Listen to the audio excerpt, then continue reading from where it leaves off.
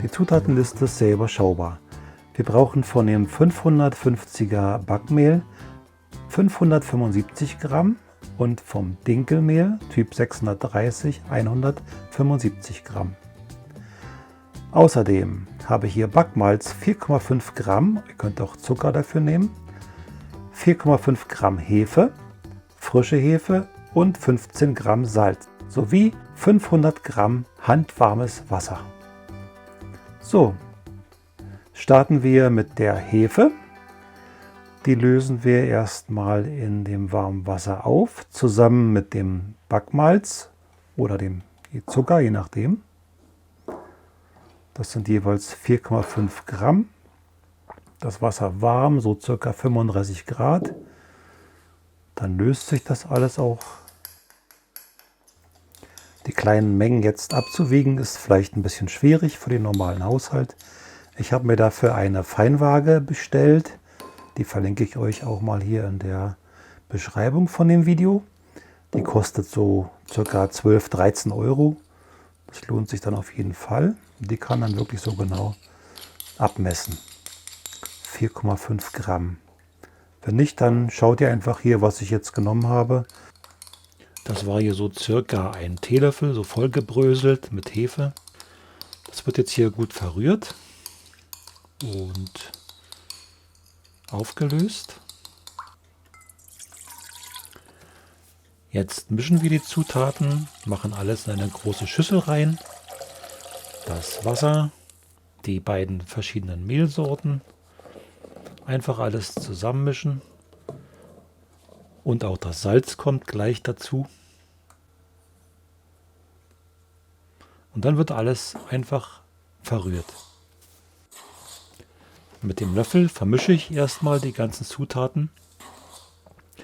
Und dann könnt ihr eigentlich auch alles mit der Hand mischen. Es wird nicht geknetet, wie das bei anderen Teigen ist. Ich muss das nicht lange kneten. Das macht dann nachher die Zeit im Kühlschrank. Ihr könnt aber auch eine Küchenmaschine nehmen und das kurz mal so circa 1 Minute alles durchrühren lassen. Weil mit der Hand ist das eine ziemlich klebrige Sauerei, wie man sieht.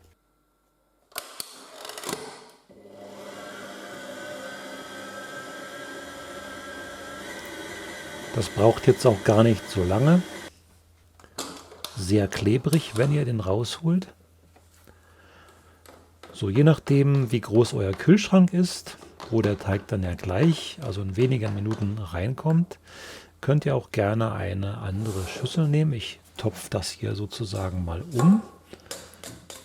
Mache da ein bisschen Mehl vorher rein, obwohl das so und so klebt.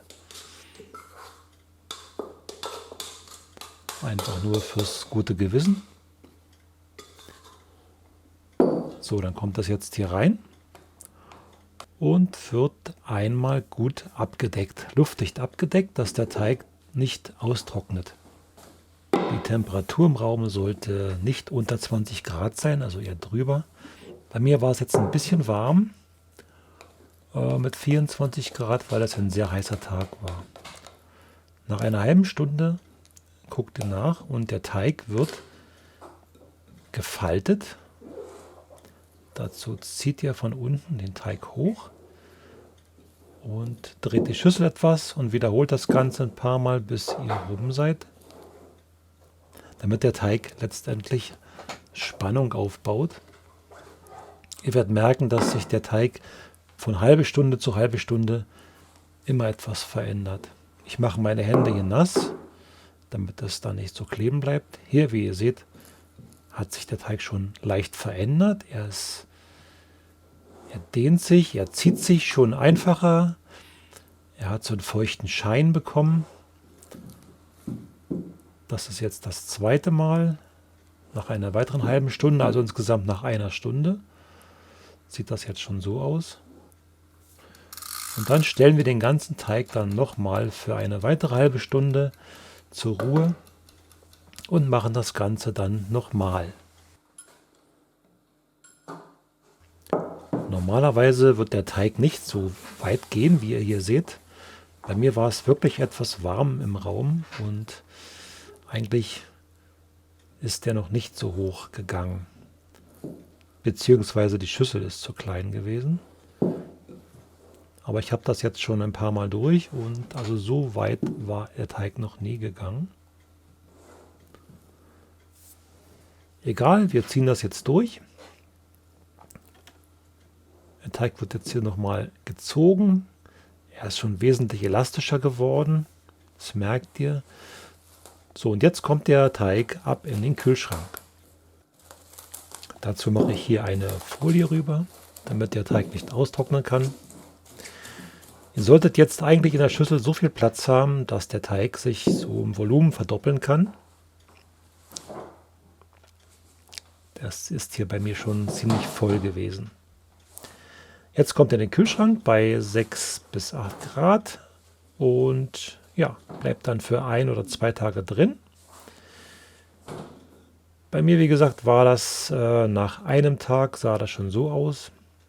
Deswegen habe ich das gleich weiterverarbeitet. Das ist schon ein bisschen zu viel gegangen, beziehungsweise die Schüssel war zu klein. Jetzt müssen wir das Ganze ohne die Blasen, die sich gebildet haben, möglichst schonend aus der Schüssel rausbekommen. Ist hier nicht einfach gewesen,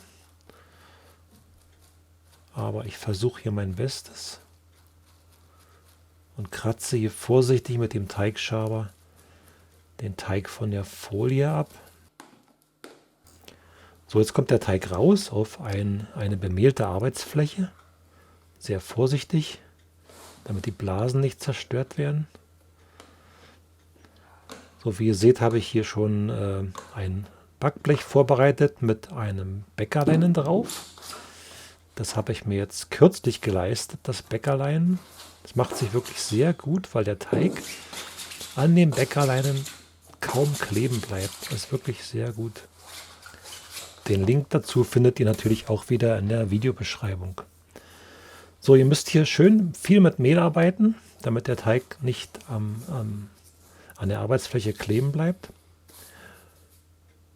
So, der muss jetzt geteilt werden und zwar wären das 4 Baguettes. Der Teig reicht genau für, sage ich mal, ein großes Backblech, um das zu füllen. Wenn ihr das jetzt 4 teilt, dann habt ihr so circa 330 Gramm Stücke, die da rauskommen. Und genau, das stecht ihr jetzt vorsichtig ab. Ihr könnt das auch zweimal halbieren jeweils. Das geht dann eigentlich genauso gut und genau. Braucht man eigentlich keine Waage dazu. Vorsichtig durchstechen. Und wie gesagt, immer darauf achten, dass die Blasen, die sich darin gebildet haben, eben nicht kaputt gehen. Immer wieder mit Mehl arbeiten. So, im ersten Schritt werden wir jetzt die einzelnen Baguette-Stücke vorbereiten. Das heißt, wir werden die einmal rund formen zu einer Rolle und dann eine Weile gehen lassen. Die Teigstücke brauchen tatsächlich nur keine wirkliche Baguetteform zu haben. Das kommt dann später in einem zweiten Schritt.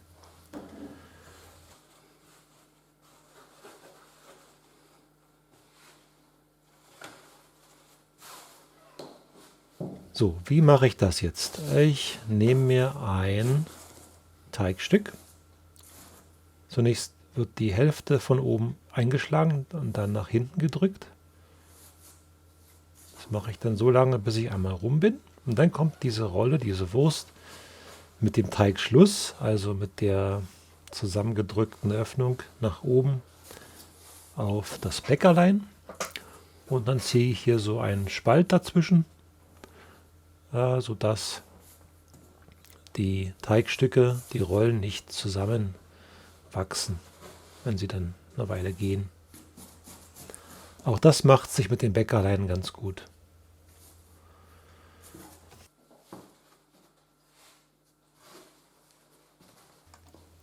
Das Ganze decke ich jetzt mit dem Leinen zu. Ich habe hier noch so ein zweites kleines Stück Leinentuch, das kommt dann auch noch darüber. Das reicht, damit es nicht austrocknet, und dann lassen wir das jetzt so circa 45 Minuten bei Raumtemperatur stehen. Danach werdet ihr sehen, haben sich die Teigstücke verändert. Die sind straffer geworden und sind ein bisschen aufgeplustert. Die werden wir jetzt ganz vorsichtig da runternehmen. Und zwar habe ich da ein Stück Sperrholz, also aus Pappelholz, ganz einfach und leicht, mir aus dem Baumarkt besorgt. Da rolle ich die Stücke dann rauf und kann die wirklich sehr schonend auf meine Arbeitsfläche befördern. So, jetzt muss ich erstmal alle runternehmen, weil ich brauche ja das Bäckerlein wieder. Ich habe da nur eins davon. Deswegen nehme ich die jetzt hier alle mal runter.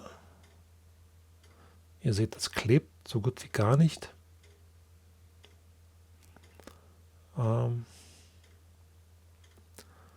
Das Stück Sperrholz habe ich mir so zugeschnitten, dass das praktisch die Breite eines Bleches einnimmt.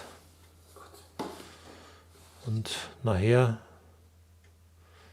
brauchen wir dann noch so ein Stück Sperrholz, ein bisschen größer, was die Größe eines ganzen Bleches hat. So, jetzt werden die vorbereiteten Teigstücke zu Baguettes geformt und kommen dann wieder auf das Leinentuch zur Gare. Und zwar geht das so. Einmal bis zur Hälfte einschlagen, kurz festdrücken. Dann drehen wir das um und machen dasselbe von der anderen Seite. Nur die Haut rüberziehen, ganz vorsichtig, damit die Bläschen, die Luft nicht zerstört wird. Und schließlich ein drittes Mal einmal ganz rum und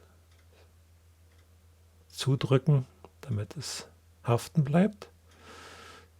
So, und jetzt rollt ihr das so, also ihr rollt es vorsichtig, formt ihr das jetzt so breit, wie das Backblech ist,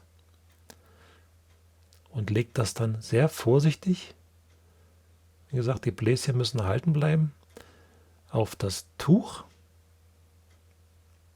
Sollte auch nicht überstehen an den Ecken.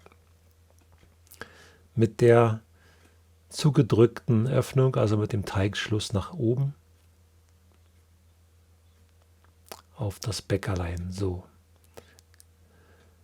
Jetzt macht ihr dasselbe mit den anderen Teigstücken. Und zwar immer sehr vorsichtig, damit da wirklich keine Luft entweichen kann aus dem Bläschen. So, bis zur Hälfte.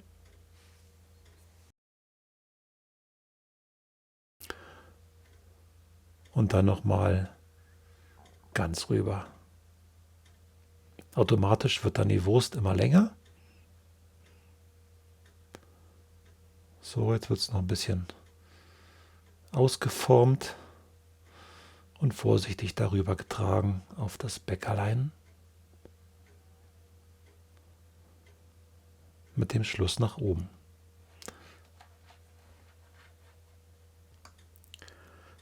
Seht mal hier die Blasen, wie die hier durchkommen durch den Teig schon und sich entwickeln. Das ist ein gutes Zeichen. So, das lassen wir jetzt wieder abgedeckt, circa eine halbe Stunde stehen und bereiten den Backofen vor.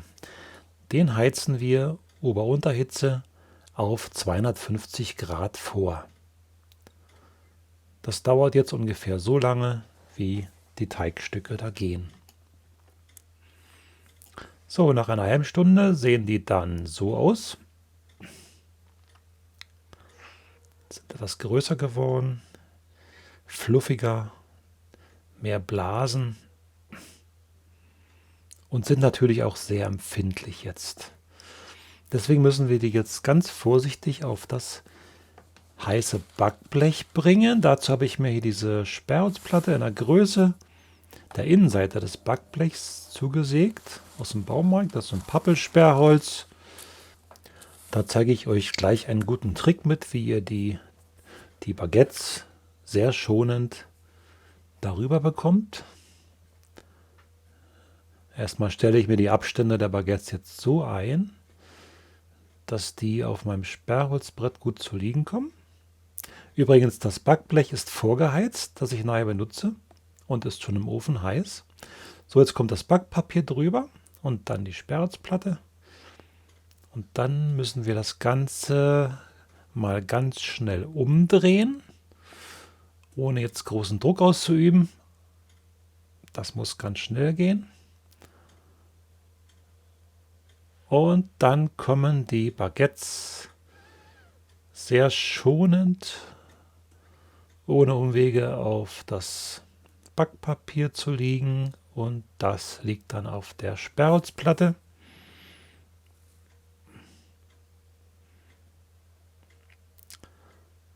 Und mit dieser Sperrholzplatte können wir das gleich auf das heiße Backblech übertragen, was schon im Ofen vorgeheizt ist. Aber zunächst mal müssen wir noch ein paar Vorbereitungen treffen.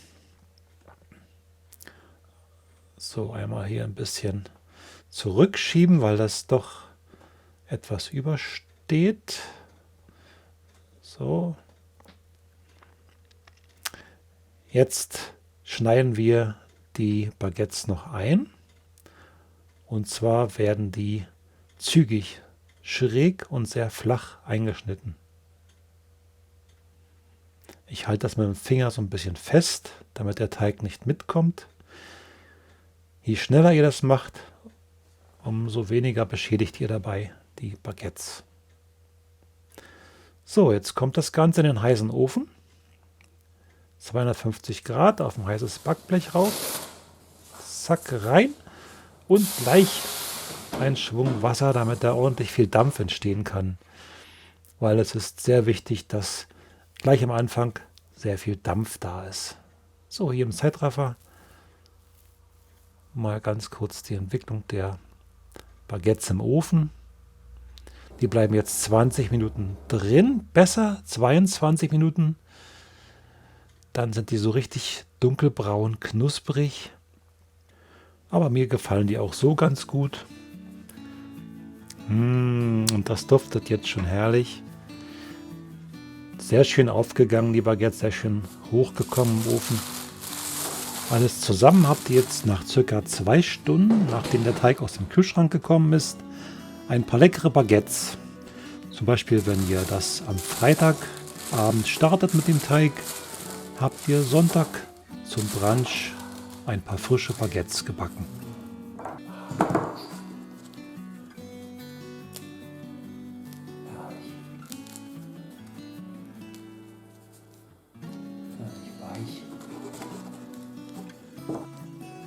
So, jetzt sind wir wieder am Ende. Ich hoffe, das Video hat euch ein bisschen Spaß gemacht und hat euch gefallen. Und ich sage dann Tschüss, bis zum nächsten Mal.